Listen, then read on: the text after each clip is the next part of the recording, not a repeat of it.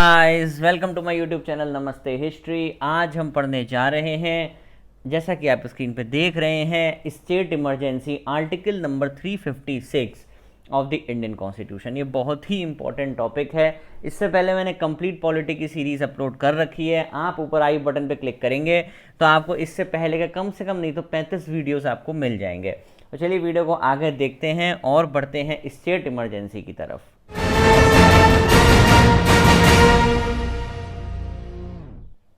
देखो, अब हमें इसमें बहुत ध्यान से पढ़ना है और आराम से पढ़ना है। अकॉर्डिंग टू आर्टिकल 356 सबसे पहले स्टेट इमरजेंसी किस में आती है? 356 में आती है। तो 356 में अगर स्टेट इमरजेंसी लग रही है तो उसके दो रीज़न होते हैं। एक तो 356, एक होता है 365। ठीक है, अगर 356 है तो उसमें क्या होता है? अगर प्रेसिडेंट को एक रिपोर्ट मिलती है स्टेट के गवर्नर से, पहला क्वेश्चन आता है कि क्या प्रेसिडेंट अपने आप स्टेट इमरजेंसी लगा सकता है या उसे रिपोर्ट मिलती है गवर्नर से तभी लगा सकता है। तो दोनों कंडीशन में वो लगा सकता है। If the president receives A report from the state governor और otherwise is convinced or satisfied that the state situation is such that the state government cannot carry on the governance according to provision of the constitution। तो अगर उसे लगता है कि भैया या तो गवर्नर ने रिपोर्ट दे दी या प्रेसिडेंट को खुद लगता है कि भैया नहीं नहीं इमरजेंसी लगा, तो दोनों ही ग्राउंड्स पे इमरजेंसी लग सकती है। पहला नियम। दूसरा आता है आर्टिकल नंबर 365 के हिसाब से। इस आर्टिकल के हिसाब से President rule can be imposed if any state fails to comply with the direction given by the union on matters it is empowered to। कहने का मतलब 365 में यह है कि अगर स्टेट यूनियन की बात नहीं मानता है या सेंट्रल गवर्नमेंट की बात नहीं मानता है तो भी स्टेट इमरजेंसी लग सकती है। तो स्टेट इमरजेंसी आर्टिकल नंबर 356 या तो प्रेसिडेंट अपनी इच्छा से भी लगा सकता है, गवर्नर की रिपोर्ट से भी लगा सकता है और 365 से भी लगा सकता है, जिसमें उसे लगे कि स्टेट कॉन्स्टिट्यूशन की या सेंट्रल गवर्नमेंट की बात नहीं मान रही है, उस कंडीशन में। ठीक है, अब देखो एक आर्टिकल नंबर 356 से आता है, 355 आता है उससे पहले। वो ड्यूटी इम्पोज करता है सेंटर के ऊपर that the government of every state is carried on in accordance with the provision of the constitution. ये आर्टिकल 355 ये बोलता है कि ये सेंटर की ड्यूटी है कि स्टेट में जो भी काम हो वो कॉन्स्टिट्यूशन के प्रोविजंस के हिसाब से हो। Function of high court remain independent during president rule. ये क्वेश्चन बहुत बार पूछा जाता है, इतनी बार कि आप सोच भी नहीं सकते। तो भैया याद रखना, स्टेट इमरजेंसी अगर लग भी जाएगी ना तो कोर्ट के ऊपर कोई फर्क नहीं पड़ता। Function of high court remain independent during president rule. अगर प्रेसिडेंट रूल लगता है या स्टेट इमरजेंसी लगती है तो भैया हाई कोर्ट का फंक्शन पे कोई असर नहीं पड़ेगा। फिर एक क्वेश्चन और आता है कि फर्स्ट टाइम प्रेसिडेंट रूल कहाँ इम्पोज हुआ था? तो पंजाब में हुआ था इन 1971। ठीक है, अब देखो इसका अप्रूवल कैसे होता है। देखो प्रेसिडेंट पहले बोलता है कि भैया इमरजेंसी लगा दो, तो a proclamation imposing president rule must be approve by both the houses of parliament. दोनों पार्लियामेंट के हाउसेस उसे अप्रूव करेंगे। कितने दिन में? 2 महीने के अंदर अंदर।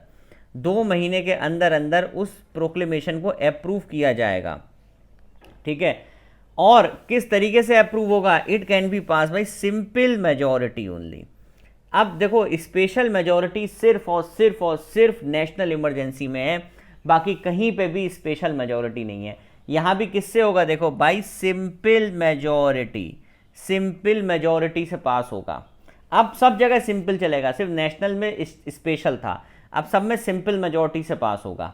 ठीक है, और देखो अगर और कहाँ से सिंपल मेजॉरिटी से पास होगा?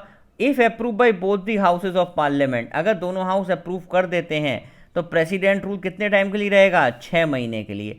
और मैक्सिमम पीरियड कितना होता है? 3 साल का मैक्सिमम पीरियड होता है भैया। 6 महीने से लेकर 3 साल तक मैक्सिमम इमरजेंसी लगाई जा सकती है, जबकि नेशनल इमरजेंसी केस में इनफाइनाइट था।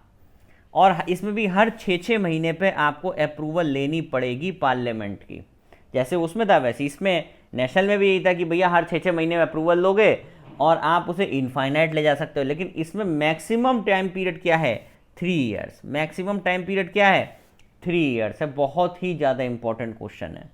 और स्टेट इमरजेंसी को हटाने के लिए मैंने आपको पहले ही बताया है कि इमरजेंसियाँ सिर्फ और सिर्फ प्रेसिडेंट अपनी इच्छा से हटा सकता है, कोई दिक्कत नहीं है, प्रेसिडेंट ने इमरजेंसी अपनी इच्छा से हटा दी है।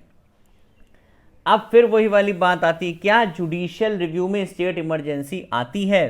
तो भैया 38th अमेंडमेंट जो बहुत पहले हुआ था उसमें तो ये था कि भाई आर्टिकल 356 चैलेंज नहीं होगा कोर्ट में, लेकिन 44th अमेंडमेंट से इसको हटा दिया गया। तीनों में यही बात है, नेशनल, स्टेट और फाइनेंशियल में, कि भैया स्टेट इमरजेंसी हो चाहे नेशनल हो चाहे फाइनेंशियल हो, सारी की सारी जुडिशियल रिव्यू के परव्यू में आती हैं। तो क्या एक क्वेश्चन कभी कभी ये भी आता है, क्या स्टेट इमरजेंसी का फंडामेंटल राइट्स पर कोई असर पड़ता है? नहीं पड़ता है, स्टेट इमरजेंसी का फंडामेंटल राइट से कोई लेना देना नहीं है।